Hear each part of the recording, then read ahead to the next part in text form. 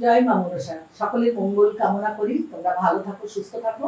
আমি প্রথমেই যেটা তোমাদেরকে বলবো, টাকা বৃদ্ধি করার উপায়।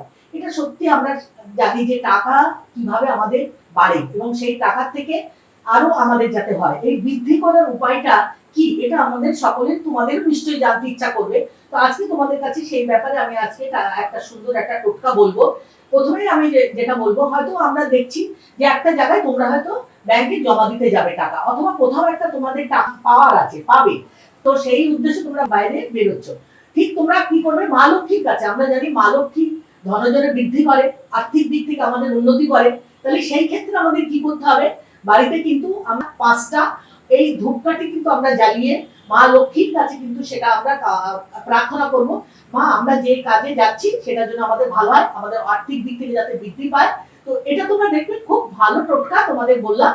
এবং ব্যাংকে টাকা রাখলে সেটা দেখবে তার অঙ্ক, তার মানে যেটা আমরা বলি সুদটা কিন্তু তোমাদের জন্য অনেক বৃদ্ধি পাবে এবং ভালো হবে। এইভাবে তোমরা ব্যবসা যদি করো, সেখানে যখন তোমরা করবে সেটাও তোমাদের জন্য কিন্তু খুবই ভালো হবে। এটা তোমরা করবে, দেখবে তোমাদের উন্নতিতে যথেষ্ট ভালো হবে, তোমাদের আর্থিক দিক থেকে যথেষ্ট ভালো হবে এবং তোমাদের সমস্ত মনস্কামনা পূর্ণ হবে।